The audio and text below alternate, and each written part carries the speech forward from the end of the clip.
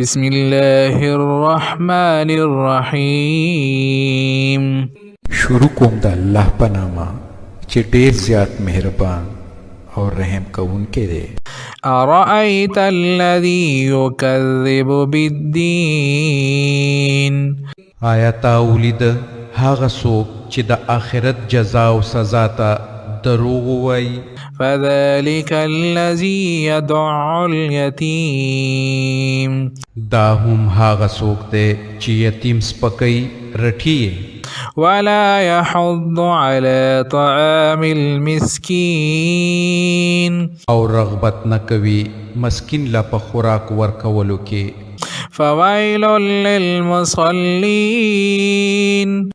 بیا تباهي ده د هغو مونځ کوونکو دپاره الذين هم عن صلاتهم ساهون. چې د خپل مانځنه په غفلت کې لویدلي دي. الذين هم يراءون ويمنعون الماعون. هغه خلق چې ریاکاری کوي یعنی د نمایش دپاره مونځ کوي او د هغو شیانو د ورکولو نه منې کوي چې استعمالیږي.